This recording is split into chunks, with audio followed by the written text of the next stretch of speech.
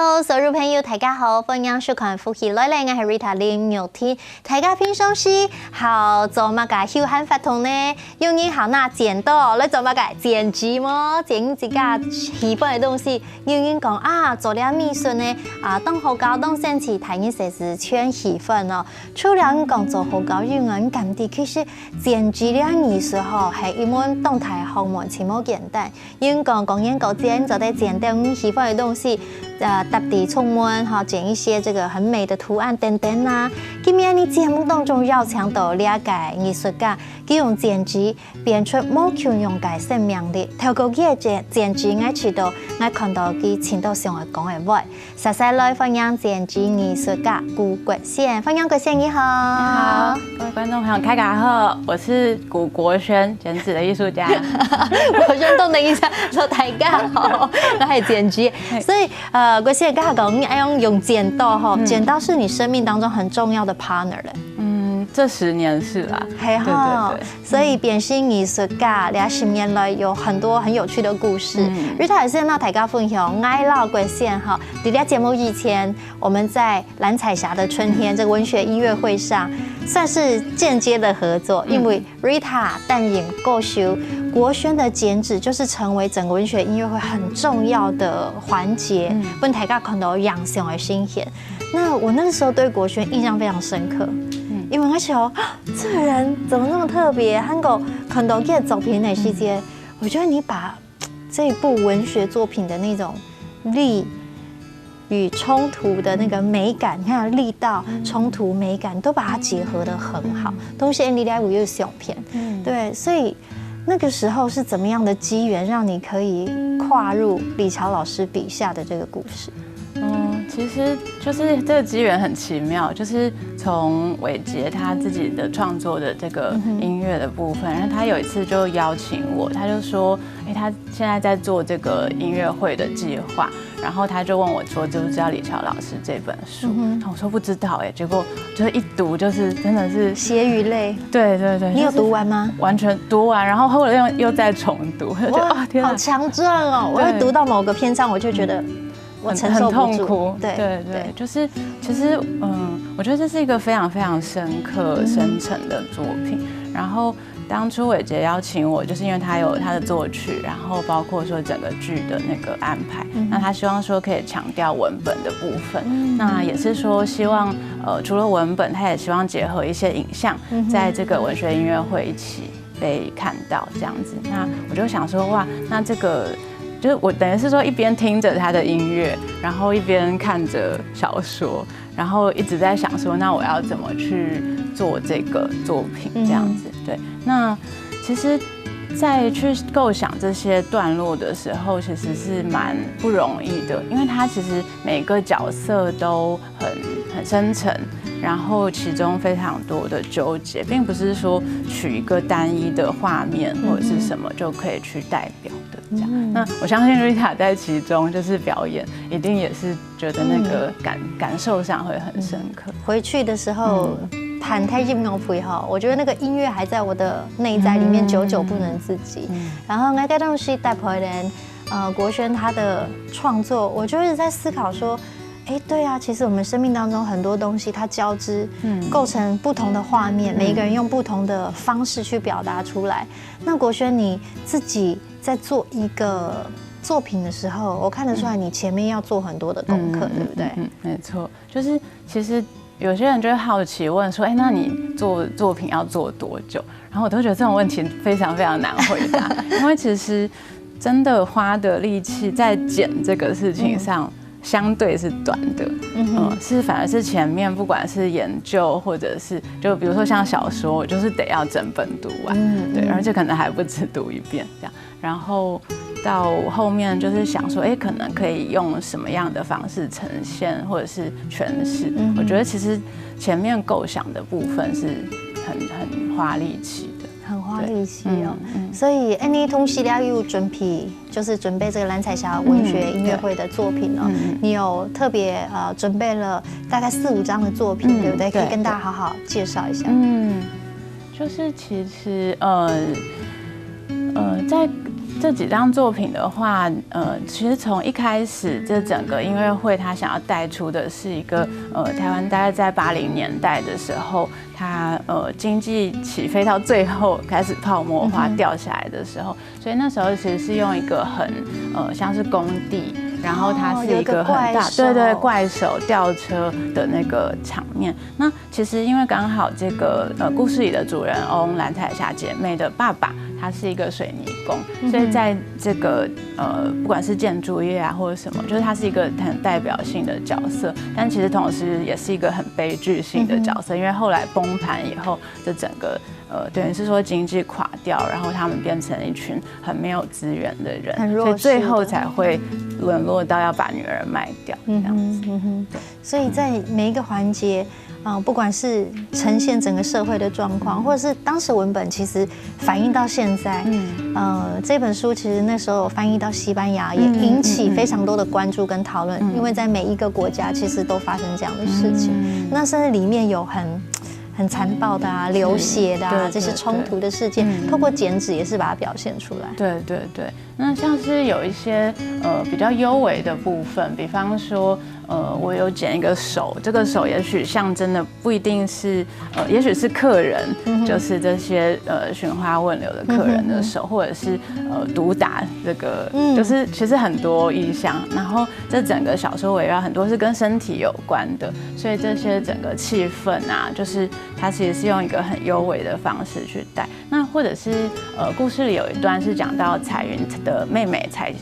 彩霞的妹妹彩云，那彩云就是有一次跟一个客人仿佛有了恋情的关系，对。那在这种梦幻的泡泡的那种，好像是幻想，但后来又可能破灭的这种感觉，我也就是试图用画面来呈现。哇，你边讲画面的时候，我边是歌情黑马给，对，哦黑马给。就是用不同的方法去呈现哦。我们在看艺术品产出的时候，就是我觉得这个过程是有一点痛苦，可是最后又觉得它很美，然后代表很多的意涵。你刚才讲到就是蓝彩霞文学音乐会的这些作品，它是其中一个国轩一个也算是蛮深刻的作品，跟主题非常的贴近。然后 Kimi 显聪美又带了2本书，我觉得这是一本非常有趣的书，因为这本书里面好像讲到料理，可是其实它要从味蕾进到不同的文化，对不对？对，没错。这个《照编主语》这本书其实是我非常敬佩的一位作者陈淑华老师他的作品。那他花非常非常久的时间做田野调查，然后他是把台湾的闽南跟客家的料理做了很多调查，然后跟记录。那他最后整理出来一系列的都是料理的动词，比如说炒东西，然后蒸东西等等。那出版社就邀请我说，就这些动词，每一个动词剪出一个画面。那这个字跟画面是结合的。这样子，所以同时希望说，看到这个图像的时候，你就同时就好像可以想象，甚至你可以闻到、感觉到那个料理的感觉。有真的，评论工，我在闻那个不是我在闻，你看我已经直接在闻了。我在看风肉的风，然后你真的剪了一块风肉，然后上面有风这个字。那是启动，那小人底下写的风油，好像真的在吃的感觉。还有那个炸，有没有被炸的样哒哒哒哒哒？那个就是有在跳动的感觉，是蒸东西那个云雾缭绕的感觉。所以都把它放到剪纸里面。你很会做菜吗？我喜欢做菜，也很爱吃。对，所以因为做这个的时候，其实刚刚前面讲需要观察，那你可能就要马上就要把频道再切换料理这件事，对不对？对，而且这个做这个过程有一个小故事，很好笑的事情，因为就是在读文本的时候，就是觉得真的太好吃，因为它不只是介绍那个动词，它还介绍非常多的料理的方式跟那个菜，然后我们就一边读就想这真的是受不了，后来就跑去吃餐厅，因为自己做不出那么厉害的菜。所以呢，如果做这个料理书，尝遍美食也是一个做功课，对不对？对。一定要动肾气耶。那有的时候我们就会看艺术家底下从周围细节，可能就会思考说，我自己的创作跟别人的作品要怎么样做一个最好的结合。其实这个就是一个很成功的结果。对，就是其实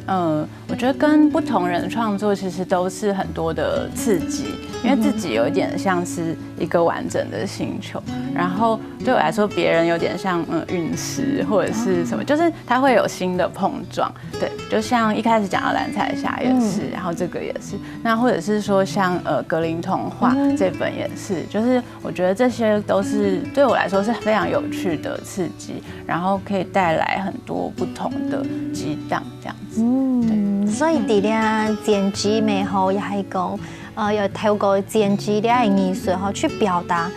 国轩心目当中所想象的那个画面，它就是一个很好的结合跟呈现，对不对？好，你看到两位就讲哇，剪辑很神奇，很有教，伊咪系讲用做出很特别的东西，用扮演做的呢。等下节目当中呢，我继续来谈国轩来分享哦。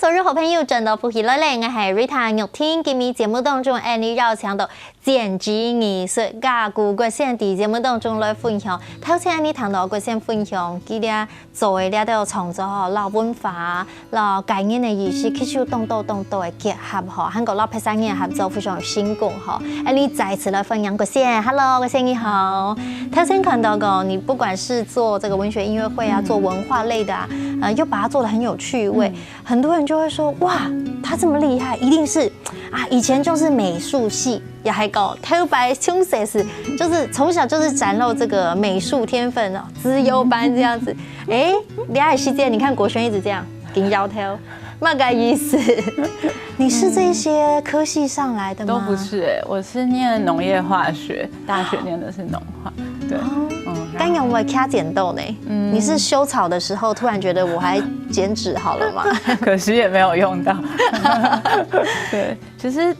我觉得那个机缘非常有趣啦，因为一直都很喜欢绘本，喜欢艺术的东西。那虽然学的时候是学科学，可是我觉得科学是我的养分，就是这些逻辑啊，或者是去仔细研究事情。对，但是因为后来觉得，创作其实是一个很可以表达我想要讲的事情的一种方式，对，然后也是把我看到的东西用这个方式可以跟不同人分享，对，所以那时候很有趣，那时候我还在做正职的工作，在诚品书店当企划，然后有一次那时候工作非常忙，然后有一次是有一个朋友他送了一件他的作品，一个小小的剪纸给我，这样，然后我就看觉得蛮有趣的，但也没有不以为意这样，然后我就放在我的桌子上，然后每天看，然后有一天我就突然想说，看起来没有很难，我来剪剪看好了，想要挑战，对，我来剪剪看，所以我那时候就想说好，那我来每天剪一张看看这样，所以那时候我就去文具店买那个15乘15，就是小朋友的色纸，然后我就想说我就每天回家工作完很累嘛，但是我就是想要剪一张。可是你真的就每天剪？维持大概几个月，就是蛮努力的。对，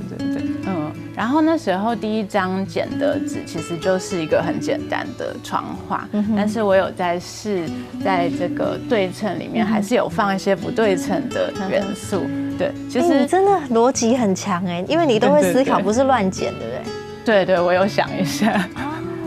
然后其实后来就陆续开始剪，因为我喜欢动物啊什么，就是开始剪很多，其实都是很生活的题目。那我自己因为本来是个性比较小心谨慎的人，那我就会想说，那剪纸这个媒材其实是相对比较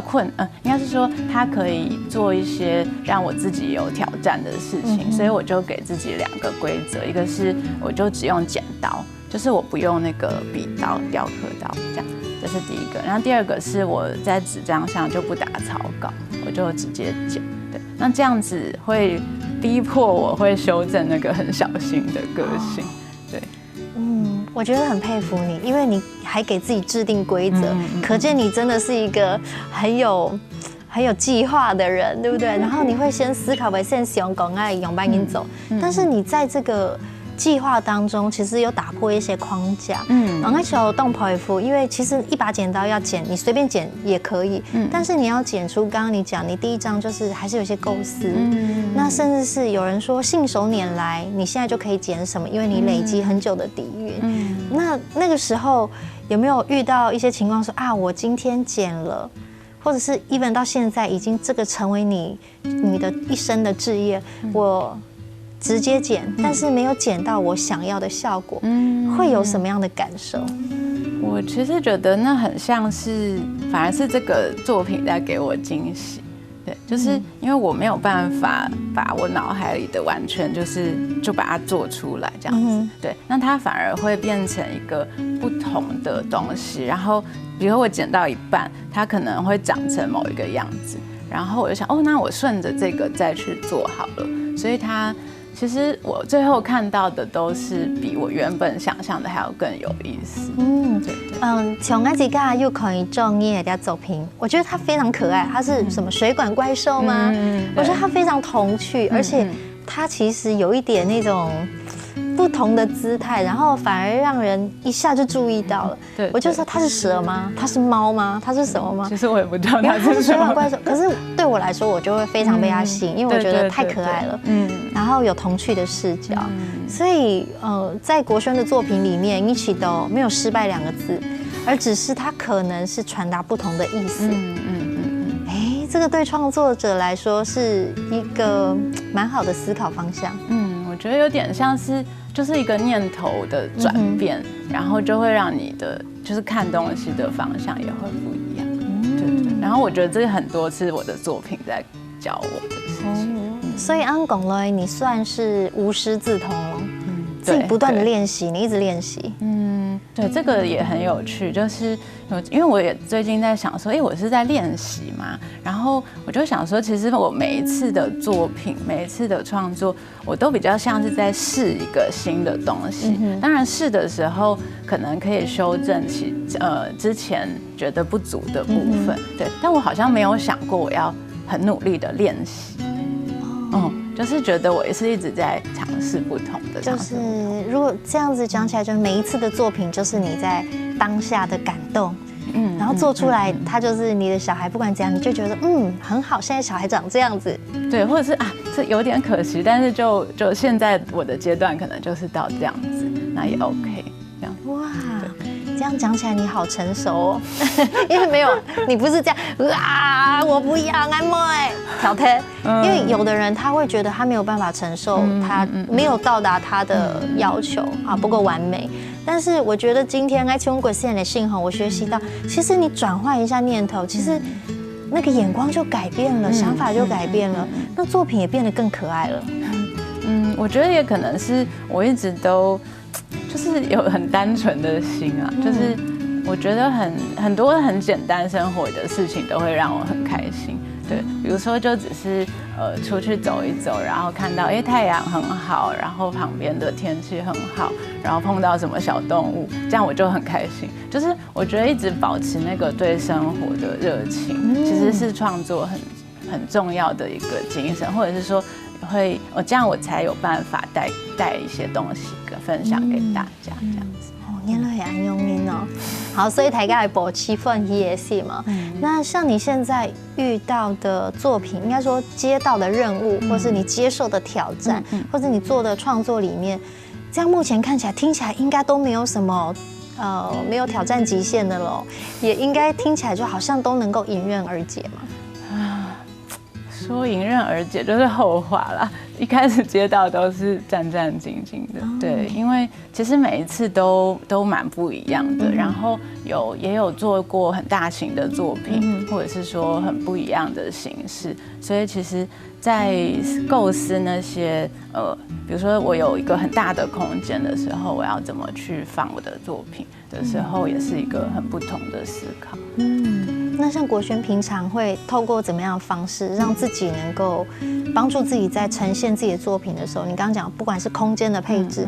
或者是色块的运用，其实都很需要这些美感甚至很需要不同的素养。按照你科学的逻辑来说，对不对？要有一些策略，要有一些方法的。对，所以我想大家可能都比较不知道，艺术家其实大部分时间都在想，比如说我接到一个展览，我最多的时间可能是在量那个空间的大小，我就是在量空间，然后在想说在这个空间里的东西要放多大，所以其实很多时候是在算数，然后去比如说像先前有一件很大的作品叫做《梦想》。那个作品就是它的宽幅就有3公尺，然后长是11公尺，然后那蛮大的哦，很大很大，然后有2件一起呈现出来，对，所以在那个空间里的时候，我自己也很意外，就是它整幅拉开来的时候，它把整个空间都打亮了，因为本来看起来是本来看起来是白色的一个空间，但是当光线照到那个作品，然后反射出来，就那时候是冬天的时候，就很像那个空间都是黄色的，很温暖的在发光这样子。而且我刚看那个大型的作品，我突然对剪纸有另外一层认识。我觉得它那个刚刚讲到打光，它会成为另外一种好像照亮我们对于整个空间或是对生命视角的一个很重要的媒介。其实我觉得展览会跟比如说我们这边看到小型作品很不一样，是它包括了空间，然后跟人怎么在这个空间里去运动。比如说人在这个空间里走，然后你走经过看到不同的光影，然后或者是说走的时候，甚至是声音或者是什么感觉，都其实包含在这个设计里。动好高，那和动喜份国轩他有做一个剪纸交换的这个创作，我觉得这是一个很有趣的计划。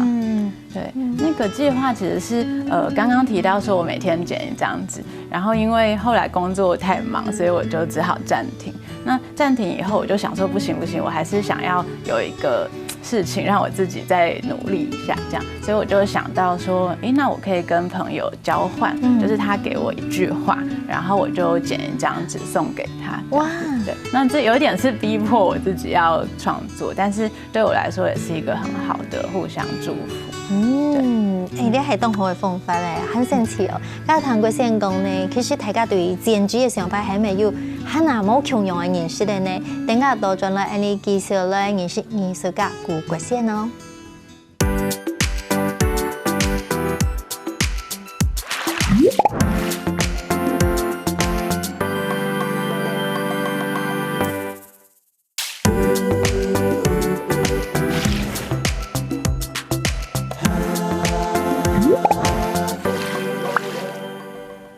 大家早上好，歡迎來嚟今日來到節目當中嘅剪紙藝術家顧國先，我就國先係個挺勇敢、很個挺神奇嘅人仔，一起來分享國先。國先，我剛剛說你是一個很勇敢又很有趣的人啊，因為相信一個看到國先就覺得他說他是一個謹慎，對你真的是一個謹慎人。但是我覺得你的作品很有趣，對他其實是不是反映你的內在？對啦，確實是，其實我。就是也是一個蠻搞笑的人，其實是嗎？對對對，原來顧國軒是一個很搞笑的人。如果平常心認識國先，也講到你合作過你，是吧？第一個，你在做作品，你是非常重視，然後很謹慎、很嚴謹。這時候科學的精神又拿出來，但是你卻說你是一個很容易滿足的人，然後是一個很單純，然後其實蠻隨緣、淡定面對每一天。對，其實確實是。都有，对，它是一个融合在一起的状态。当然，有时候也会有矛盾啦，就是同时我会觉得，那我好想要更努力、更完美的抓到什么，但是确实很多时候现实就是可能只能做到某个程度，或者是说，原来这样子，它可能搞不好是更好的一个状态。对。所以你的作品是反映出了2面，但是在我感覺我目前接收到，就是好像那種童趣啊、創意的部分，其實真的是蠻跳出來的。他在你講到有大型的作品，像夢想啊，是很大型的，還有其他是你自己很原創，也是比較大的作品的。其實有一個系列我有一个作品我很喜欢，叫做雨，就是下雨的雨。然后它不算是大型，但是它是在装置在空间里面的时候，我觉得是一个很有趣的。那这个作品的概念，其实我一开始想是因为我有一次爬山的时候就是下雨嘛。那一般下雨的时候，我们其实是会觉得很不喜欢那个雨，就会觉得不舒服什么。但那时候我突然就发现说，原来这个下雨是带给我们很像是生命，上天带给我们的礼物。因为有这个雨，大地才会开始有芽长出来。对。然后，所以我那时候就写了一些句子，就跟下雨有关。然后我把这些句子都剪出来，剪成长的白色的纸，这样我觉得好好看哦，还有染色的。对。然后我把这些句子呢，在展场的现场染成蓝色，然后挂上去。所以当我挂上去的时候，它是正在滴着这个雨滴。它滴下来就是雨滴耶。对。那现场又会有不一样的那个效果。对，然后我在展场也就再放了一个很大的纸张在这个下面，所以等于是又有一个东西去承接了这些雨滴。那这些不规则的痕迹，我就觉得好像是一个这些雨下来的，给予这个土地的养分。然后我最后在这张很大的纸上再去剪一些东西，让它很像是新的芽发出来这样子。你好有创意哦！对，就是其实我会觉得展览或作品很像都是在试不同的可能性，像是刚刚讲说梦想那个作品，它可能会有一些光影跟空间里人的对话，那像这个就跟时间跟这个东西正在流动是有关系。对，所以我想要把不同的想法带给大家。对，不只是最后我们看到作品的呈现，其实它就融合空间、时间，都把它呈现出来了。然后在雨之后还有一个土地的系列。对，就是雨做完，雨是完全是文字，因为那时候我想说，文字其实是我们把符号就抽象到一个最精简的程度。那土的这个系列，我就想说，那我们有可能做一个什么都不是，它不是文字，也不是我们看得出来的写实的任何的图，所以瑞塔可以看看，就是它其实是一个。我试着做一个有点像抽象，或者是你其实不知道它是什么东西，但你乍看会以为是文字。那有很多朋友跟我说，有点像是史前时代挖出来的东西，因为它会还是像一些符号。对，就是我无意做出任何的符号，然后但是也没有想要做出任何的形象，但是大家可能会看的时候，就只像有小朋友就会指着说，那边有猴子，然后那边有鸟这样，然后我就说，这其实是很反映你的心理状态，就它其实并没有任何的故意，就是我故意想要不要有任何让它带承载的意志，但是大家去看的时候会反映到你的内心。好好玩哦，动好高，所以我觉得在玩的过程，应该说尝试的过程，是不是要一直保持那种很单纯或觉得好玩，要保持一种好奇心？对，没错，因为其实如果不是这样，你只是在做重复的事情，太无聊了，是不是？没有动力吗？很难，对，因为我会觉得还是要时时问自己啦，就是你是不是真的想做这件事情？如果不是，也不一定要做，就是你可以找你觉得更好的事情去做，对啊。所以我就觉得说，就很努力在创作的时候，一直是觉得说，这个是很好玩的，然后这个东西我想跟大家分享。那国轩秋去之前在当企划，在决定当专职的艺术家、剪纸艺术家，大概10年了。对。那你是怎么样找到自己真的热爱，或者是在寻找自己的过程当中，是什么样给你勇气跟力量，让你能够很坚持？其实我觉得也跌跌撞撞，就是也不是那么确定，有时候觉得可能可以再试试看。那我自己觉得蛮幸运是，就是一直有一些朋友邀请，或者是有不同的人说，你可以再试试什么这样子。对，就是那个东西是我觉得我不是很主动说我一定想做什么的，而在我创作初期的时候，很多时候是大家就说，你可以做做看这个，可以做做看那个，所以我觉得说是这样子慢慢建立了，我觉得那就可以继续试下去，对，所以家人也非常的支持，对对对，哇，我遇到你父母亲的时候，我觉得他们讲到你这个孩子，他们就是散发出骄傲跟满足，就是他们是非常愿意成全你的。对啊，就是其实我爸爸或者是甚至我爷爷，他们都就是也是有艺术天分，都不是做这个事情，但是他们其实在一些小小地方，像我以前很惊讶，就看到我爸爸有留我爷爷折的纸，就很细很可爱，小小的纸衣服、纸裤子，然后他再弄一个头，就变成一个小人偶这样子。对，然后我爸也是，其实就我们小时候什么幼稚园做话剧，他就做这个那个头套啊什么给我们戴，这样。其实那个其实是他们都很客气，但是我就是觉得好像有传承，对不对？所以现在不同的样子。做艺术创作，其实家人也非常支持，然后让你勇于去尝试。有时候我们好像需要有一些力量，甚至是你可以说那是一种很温暖或是安定的力量，让我们更无后顾之忧的去追求。该理下可能动力看节目有一些年轻新锐的创作家，艺术创作，也许有兼职创作或其他的创作。那刚刚你讲跌跌撞撞，其实我们在艺术创作过程不断的消化，不断的审视自己哦，或是希望激荡出一些新的东西。那有人说那个过程又寂寞又痛苦，对，你要怎么给大家鼓励？你这么能够随缘跟淡定转化？就像刚刚讲的吧，就是你时时的，就是去问你自己，就是现在这个东西是不是我觉得最重要？然后我做这件事情是不是可以真的开心这样子？然后我觉得其实累了的时候，你就去大自然走一走啊，去外面走一走。就是我觉得其实自然是很可以带给你最单纯的力量。然后你会，其实甚至你有时候看到阳光，你就会觉得，其实你相信你每个人都是有光的。然后而这个东西是可以，就是一个小小的力量。那当你有足够的力量，其实就可以分享给大家。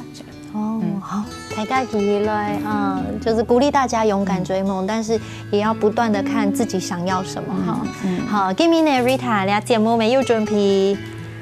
好发音密了，就是要请国轩跟我一起来学这个谚语哦。念看前边，念看前边，唔东数周一轮，唔东数周一轮。你觉得这是什么意思？猜得出来吗？就是看很多遍都不如自己手去做。对，有的时候我们就是要身体力行，或者是当我们看似简单，好像议论纷纷的时候，其实你应该自己来体验一下。我觉得跟剪纸艺术真的蛮能做搭配的哦，就是你有很多的想法，你透过剪纸来实现出你的概念，然后成为一个大家能够看到、体现到的你的行动的艺术。所以今年呢，你要强到国轩来，非常欢喜。那也期待国轩接下来有不同的作品可以跟大家分享哦。今天非常谢谢国轩，希望你，非常感谢所有朋友嘅收看。我相信今年大家看到咧剪辑非常喜歡，非常感動。你咪就得嚟試看哦。邀請大家定下技術聽你先生嚟做源頭，希望大家今日收看，講得了。